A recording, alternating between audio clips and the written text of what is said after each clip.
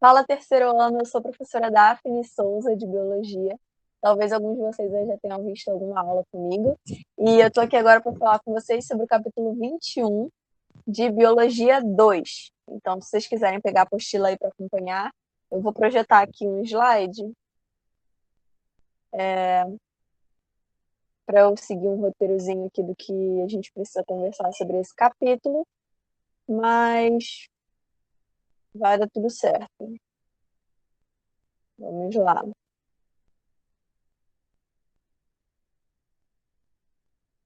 Vamos lá. Tá aparecendo aí já para vocês. Tá. Bom, gente, a gente vai falar um pouquinho sobre o reino dos vegetais, o reino plante. Peraí que tá projetando. Foi.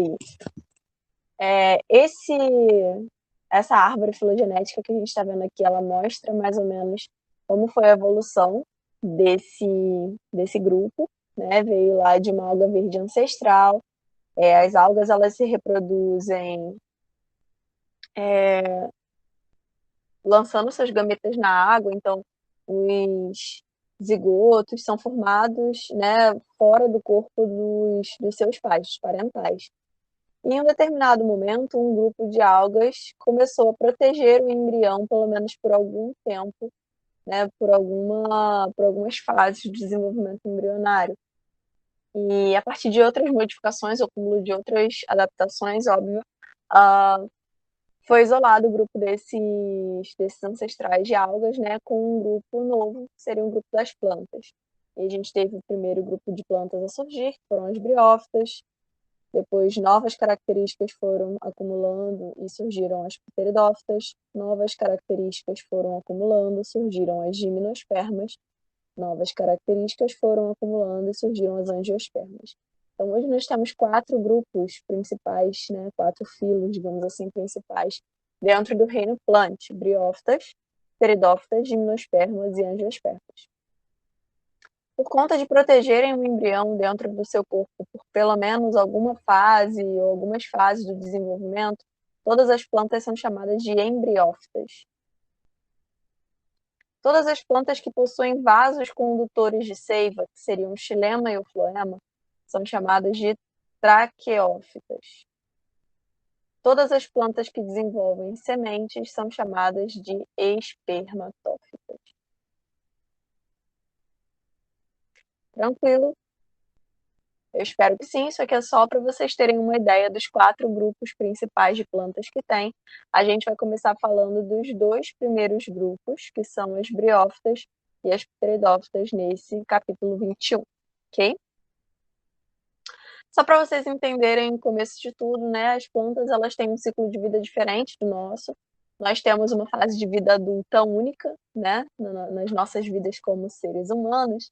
Mas as plantas, elas têm fases de vida, elas têm 2 fases de vida adultas, né? 2 tipos de corpo adulto, digamos assim, na mesma vida, né? O corpo esporófito, que é diploide, e faz a fase de reprodução assexuada, e a fase gametófito, que é haploide, e faz a fase de reprodução sexuada.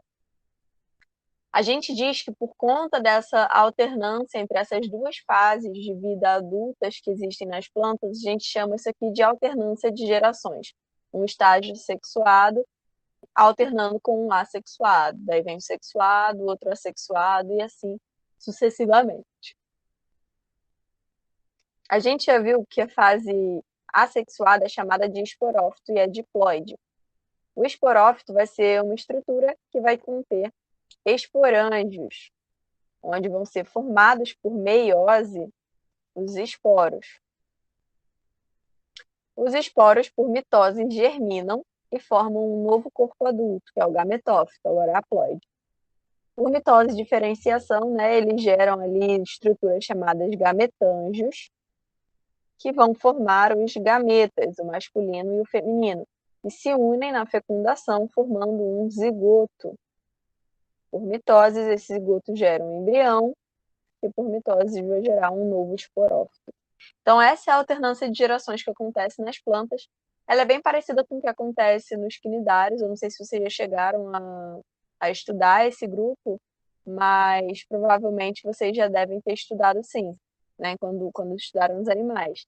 E talvez vocês se lembrem que acontecia isso lá com as formas que variavam de medusa para pólipo, né? Em um determinado momento, o pólipo fazia reprodução assexuada, formava várias larvinhas éfiras que se transformavam lá em água-viva macho e fêmea, que liberavam seus gametas na água, acontecia a reprodução sexuada e um novo pólipo iria se formar.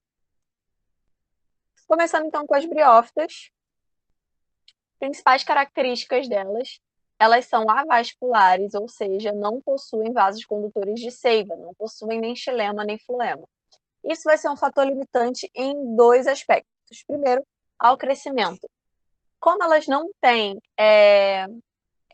esses vasos para transportar a água pelo corpo, nem os nutrientes que elas produzem durante a fotossíntese, né, no caso, os carboidratos, elas vão acabar tendo um pequeno porte. Não existem briófitas grandes, todas elas são bem pequenininhas. Por quê? Sem esses vasos, a água e os açúcares e os minerais vão ser transportados por difusão, de célula a célula. Então, a primeira célula pega, passa por dentro dela, ela passa para a segunda, passa por dentro dela, ela passa para a terceira e assim sucessivamente. Daí, tu imagina uma briófita de 1 metro de altura, por exemplo. Se ela tivesse que passar a água lá do solo, célula a célula, até a última célula da pontinha aqui em cima do topo dela.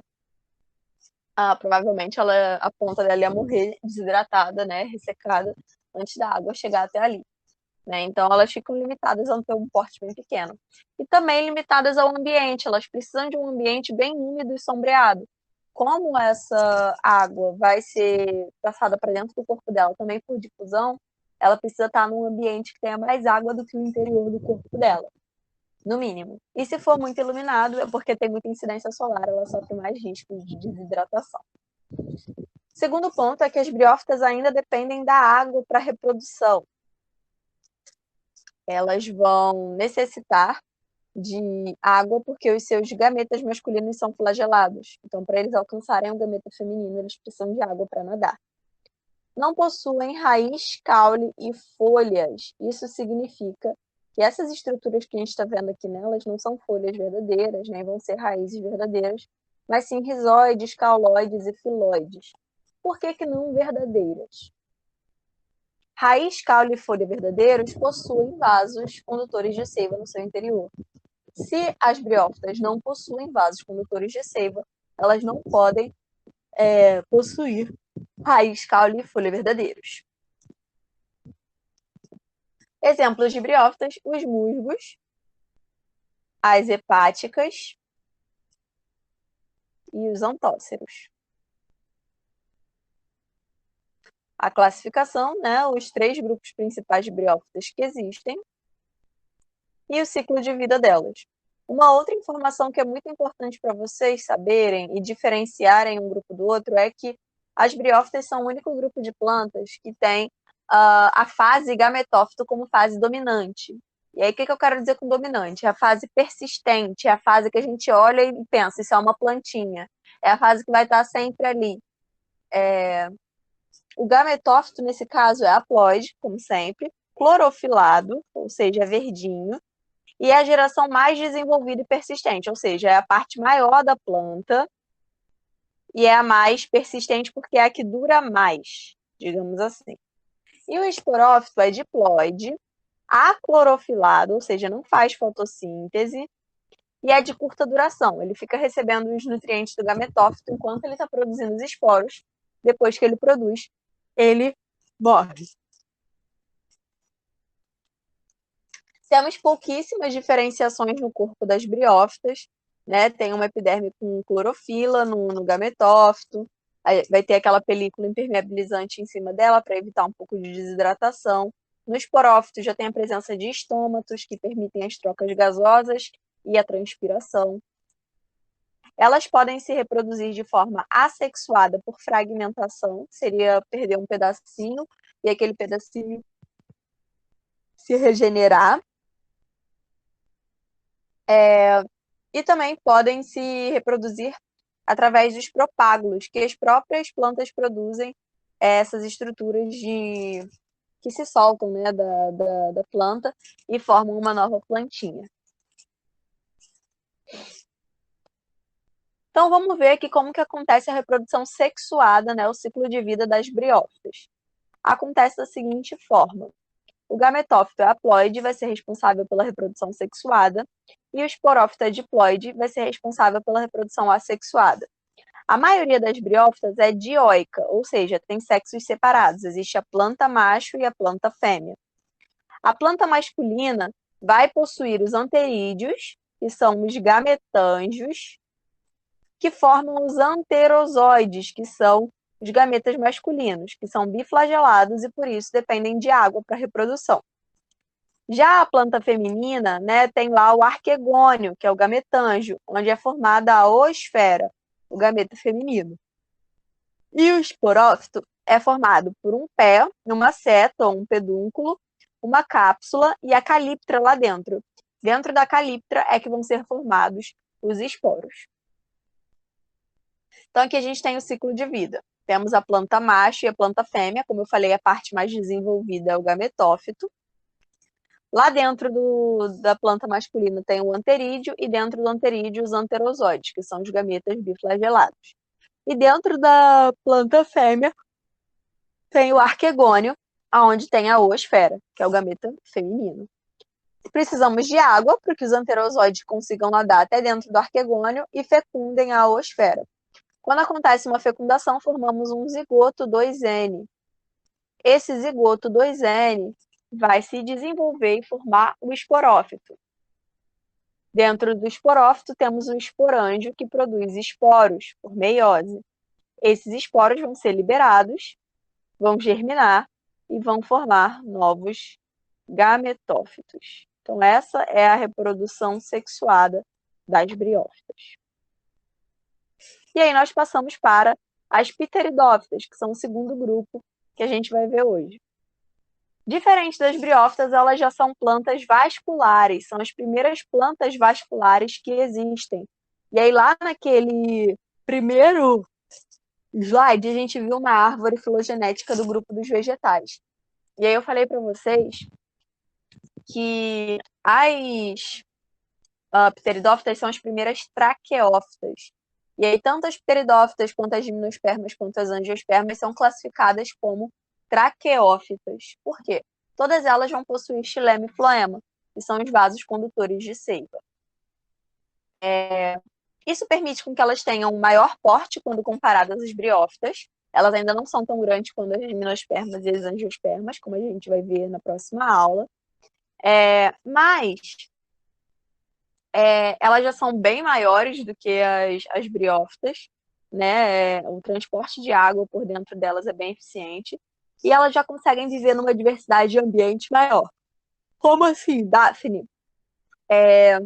Elas não têm que ficar só num ambiente sombreado, com muita umidade. Não necessariamente, porque agora elas já têm esse sistema de transporte mais eficiente. Então, se bater sol, não necessariamente aquela água que está ali vai evaporar e ela vai perder água. Agora ela tem como conduzir essa água por dentro do corpo dela.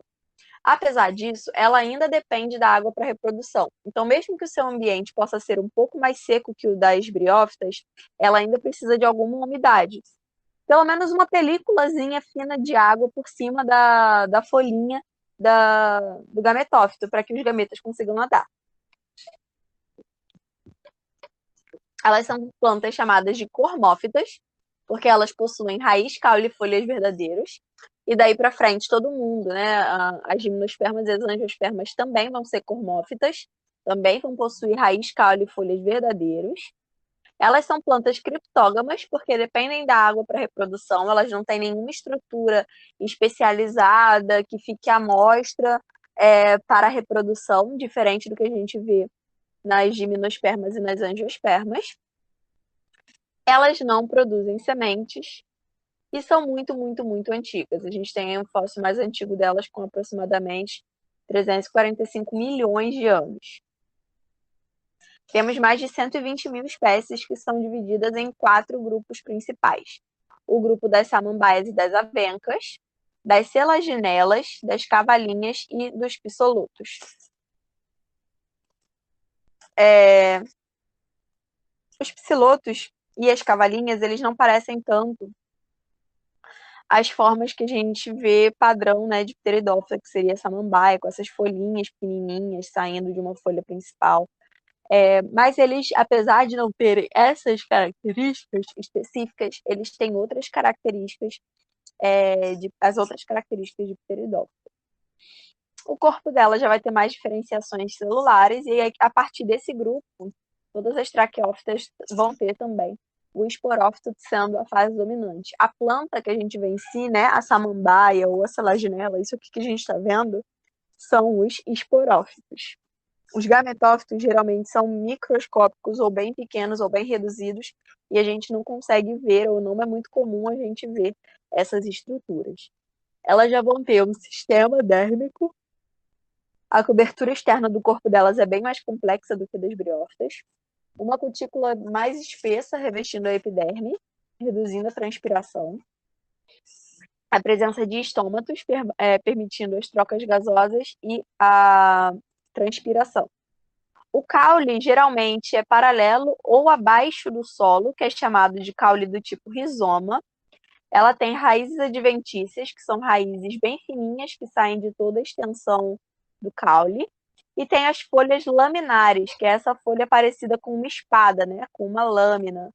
É essa região que é responsável por fazer a fotossíntese e, portanto, por prover o alimento para toda a planta. Embaixo da folha, a gente tem essas estruturazinhas aqui. Eu não sei se vocês já viram embaixo de alguma folha de samambaia, esses pontinhos meio alaranjados, meio marronzinhos, que são os soros. Eles só surgem na época reprodutiva das pteridófitas e eles são estruturas reprodutivas de certa forma. Cada bolinha dessa é um agregado de esporângios, tem vários esporângios ali dentro. E dentro de cada esporângio são produzidos vários esporos. Os esporos germinam e dão origem ao gametófito.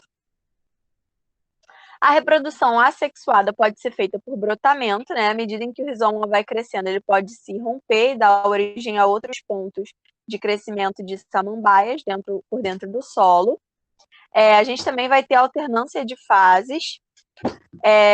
O gametófito vai ser a fase haploide e o esporófito a fase diploide. A maioria vai ser isosporada, alguns vai ser heterosporada. O que é isosporada e heterosporada, Daphne? Isosporada é quando tem esporos iguais, né? Tanto para macho quanto para fêmea, os esporos são do mesmo tamanho, ou geralmente esses esporos iguais vão gerar gametófitos que são hermafroditas. Alguns vão ser heterosporados. Então, tem o micrósporo e o megásporo. O micrósporo vai gerar um gametófito masculino e o megásporo vai gerar um gametófito feminino. A maioria é monóica, né? É hermafrodita. Então, os seus gametófitos acabam tendo os dois gametas na mesma estrutura. Alguns têm sexos separados. Então, apesar da maioria ter esporos iguais para macho e fêmea, eles acabam gerando a maioria hermafrodita. E sendo alguns heteroesporados, ou seja, alguns tendo esporos diferentes para macho e fêmea, alguns serão dioicos, ou seja, alguns terão gametófitos separados, masculino e feminino. A estrutura masculina vai ser o anterídeo, que é o gametângio, formando os anterozoides, que são os gametas, que também são flagelados, e por isso as pteridófitas também dependem da água para a reprodução. Os femininos vão ser os arquegônios, que são os gametângios, que formam as zoosferas. Então, novamente, nós teremos os anterozoides nadando dos anterídeos até os arquegônios para acontecer a fecundação. Uma coisa interessante no caso das samambaias é que o gametófito é essa folhinha, geralmente microscópica ou bem reduzida, em forma de coração, que é chamada de protalo. O protalo, geralmente hermafrodita, vai ter uma região concentrada em estruturas femininas, que são os arquegônios, e em outra região concentrada as estruturas masculinas, que são os anterídeos. Então, num ciclo de vida, nós temos a samambaia adulta, que é o esporófito 2N. Essa samambaia adulta, na época reprodutiva, desenvolve os soros, né, aqueles pontinhos embaixo da folha, que vão ser conjuntos de esporângios. Então, em cada soro tem vários esporângios, em cada esporândio a gente vai ter a formação de esporos. Esses esporos germinam e formam um gametófito, que é o protalo, a folha em forma de coração. Geralmente o protalo é hermafrodita, então ali naquele protalo a gente tem estruturas femininas e masculinas, tendo uma películazinha de água na sua superfície. Os anterozoides conseguem nadar até o arquegônio e fecundar a oosfera. Aquela fecundação resulta num zigoto 2N, que vai crescer, né, se desenvolver e gerar uma nova samambaia. Então, esse é o ciclo de vida completo das pteridófitas. Gente, eu espero que vocês tenham entendido direitinho. Espero que eu tenha ajudado vocês com essa aula. E eu vou acabar de postar aqui agora a aulinha do capítulo 22, que vai ser os próximos grupos de plantas. No caso, as nossas meninas gimnospermas e angiospermas, como vocês podem ver aqui. Tá bom? Eu espero que tenha ficado claro, tenha sido bom. E assistir a outra aula aí. Tchau, tchau!